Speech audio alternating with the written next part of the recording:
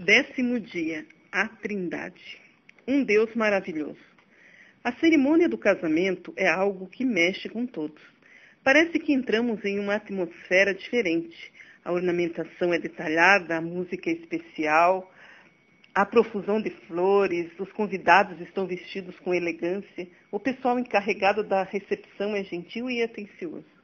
O matrimônio nos concede um vislumbre, ainda que muito pálido, do que é o relacionamento da divindade celestial. Evidentemente que Deus não é casado nem possui distinção sexual, porém o conceito expressa-se em uma frase bem conhecida que diz: tornando-se os dois uma só carne. Gênesis 2:24. Ninguém, em sã consciência, espera que, ao ser pronunciada tal frase, o noivo e a noiva sofram uma espécie de mutação e se transformem em um ser híbrido com 4 braços e 2 cabeças. O fato é que, mesmo casados, os dois permanecem com sua individualidade. O plano de Deus para a família humana era que o homem e a mulher experimentassem, dentro do casamento, uma integração profunda.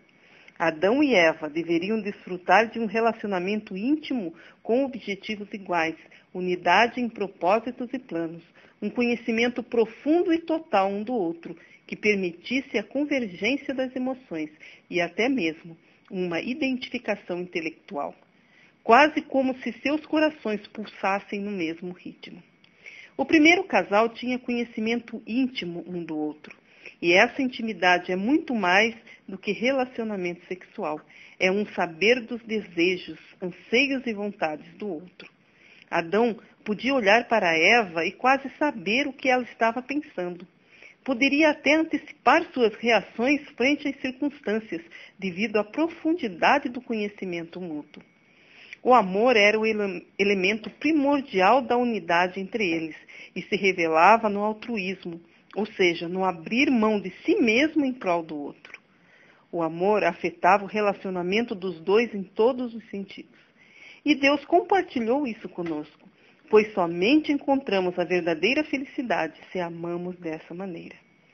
Como nosso maravilhoso Deus nos criou à sua imagem e semelhança, podemos dizer que possuímos traços que representam características do seu ser. Não somos deuses, não temos onipotência, onisciência ou onipresença. Não somos imutáveis, nem tampouco eternos. Mas Deus, em sua infinita graça, nos presenteou com a possibilidade de amar, criar, crescer, viver e outras mais.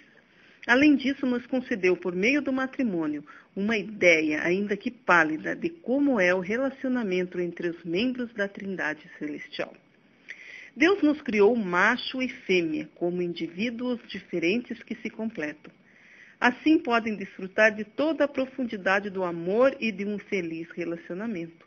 Foi Deus quem colocou no coração de Adão a necessidade de uma companheira. Mas não ficou nisso. Ele supriu essa falta com um presente especial, Eva. De forma alguma, estamos dizendo que Deus é casado ou possui sexo e qualquer outra coisa parecida. Isso seria blasfêmia. Contudo, o que sabemos da Trindade, e diga-se de passagem, é um conhecimento bastante limitado, indica que há uma perfeita união entre o Pai, o Filho e o Espírito Santo. É algo tão profundo que não sabemos avaliar totalmente. Entre eles há uma unidade de propósito, de pensamento, de ação, mas, acima de tudo, um amor completo, irrestrito, incondicional e abrangente. Assim temos um único Deus, porém manifesto em 3 pessoas coiguais e coeternas, individuais, mas unidas intimamente. De acordo com a revelação bíblica, a divindade é composta de 3 pessoas, o Pai, o Filho e o Espírito Santo.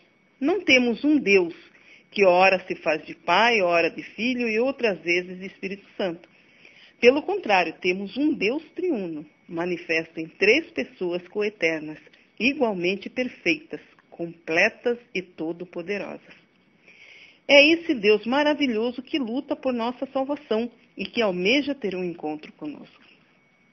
Quem é Deus e como Ele é, tem sido uma pergunta feita pelo ser humano há muito tempo.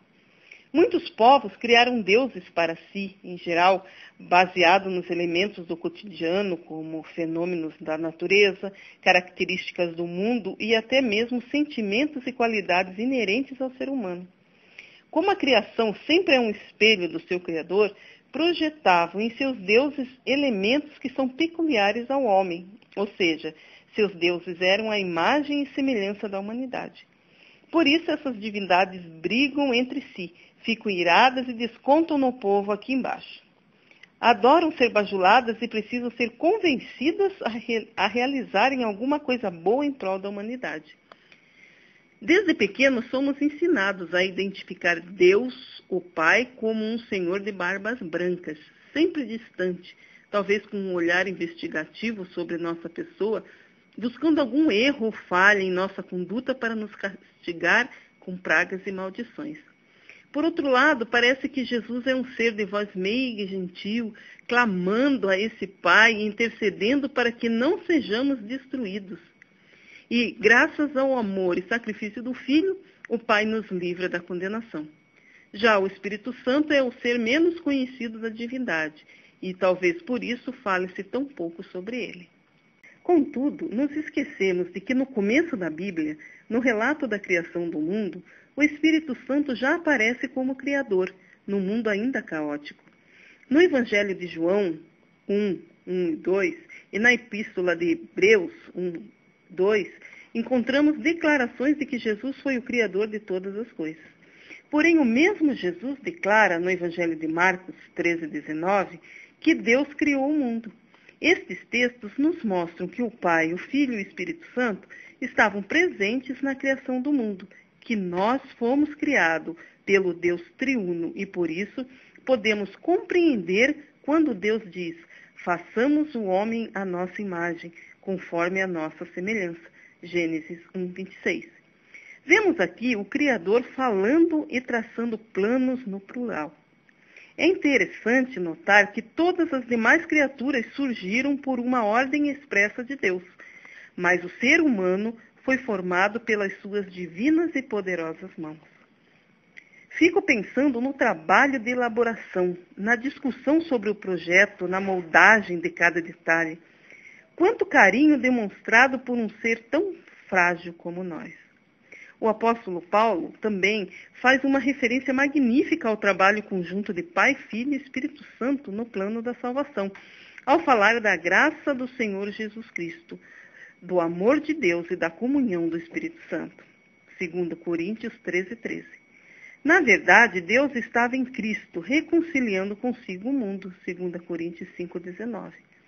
Não é maravilhoso ver que Jesus não estava aqui lutando sozinho por nós, mas que o Pai e o Espírito Santo estavam juntos na batalha por nossa salvação? Podemos afirmar que nosso Deus, o Pai, o Filho e o Espírito Santo, está interessado em nossa redenção, luta por nós e quer restabelecer o relacionamento conosco. Jesus não tem que ficar tentando convencer o Pai a nos aceitar e a nos amar. Somos amados pelo Pai e pelo Espírito Santo tanto quanto por Jesus. O sacrifício feito por nossa salvação envolveu as três pessoas da divindade. Foi um sacrifício de nosso maravilhoso Deus, o Pai, o Filho e o Espírito Santo. Dando as últimas instruções a seus discípulos antes de sua morte, Jesus falou que tudo o que pedíssemos em seu nome, ele realizaria. João 14, 13. Depois se referiu ao mesmo tema de pedirmos em seu nome, acrescentando: não vos digo que rogarei ao Pai por vós, porque o próprio Pai vos ama, visto que vós me tendes amado e tendes crido que eu vim da parte de Deus. João 16, 26 e 27. Jesus está dizendo que o Pai nos ama. Ele atende nossas orações, não por amor a Jesus, simplesmente, como se fosse forçado a fazê-lo, mas ele nos ouve e nos alenta, respondendo aos nossos anseios, porque nos ama profundamente. Lembremos do texto de João 3,16, porque Deus amou o mundo de tal maneira que deu seu Filho unigênito. Deus ama o mundo de maneira inacreditável, e por isso, por causa de seu imenso amor, é que ele nos deu o seu bendito Filho. Deus não nos ama somente por causa de Jesus. Ele mesmo nos ama e, em virtude desse amor, nos deu Jesus.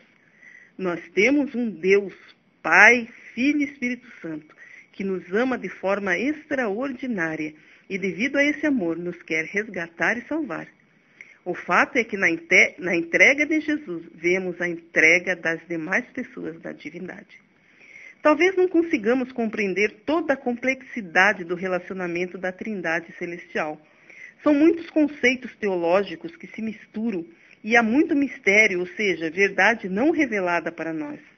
Mas é assim que deve ser, pois Deus é infinitamente superior ao nosso limitado entendimento.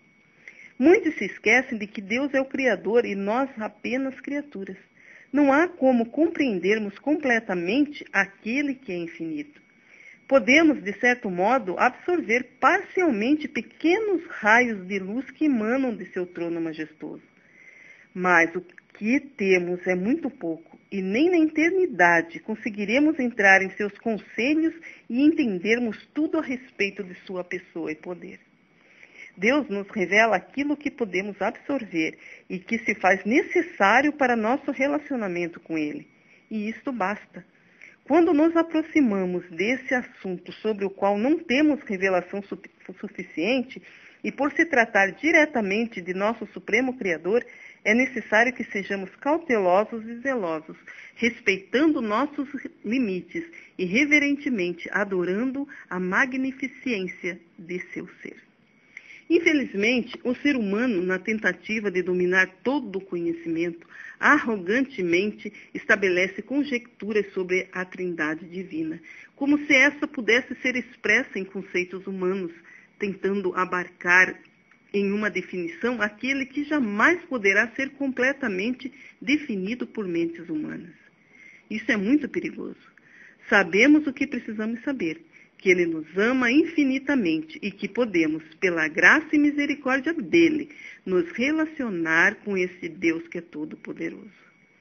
Há uma história que ouvi acerca de um menino que corria ao mar e buscava água para preencher sua piscina, construída na areia da praia. Na tentativa de esvaziar o grande oceano e, de certa forma, contê-lo naquele pequeno espaço. Creio que somos como esse menino, ao nos confrontarmos com esse tema. Mas aprendi que não preciso dominar o mar para ser feliz e sentir-me amado, mesmo porque jamais poderei fazê-lo. Sou feliz em minha pequena piscina na areia. Para refletir, Deus Pai, Filho e Espírito Santo formam uma divindade que está unida para salvá-lo. De que forma isso pode contribuir para a sua felicidade e a de seus familiares e amigos hoje? Por que é importante se sentir amado por esses membros da divindade? Durante o dia, ore para que você tenha uma visão mais ampla do amor de Deus, como foi revelado em Cristo.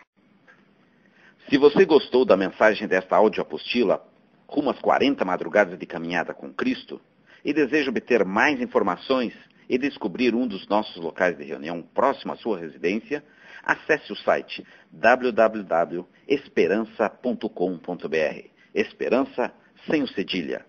Deus tem um grande plano especial para a sua vida. Conheça-o e você será muito mais feliz. Oremos. Senhor nosso Deus, esteja conosco durante mais esse dia. Faz com que possamos ter a tua companhia e demonstrar aos outros a diferença que é tê-lo em nossa vida. Derrama as suas bênçãos também sobre aqueles que estiverem ao nosso lado, sobre os nossos queridos, onde quer que eles se encontrem. Em nome de Jesus. Amém.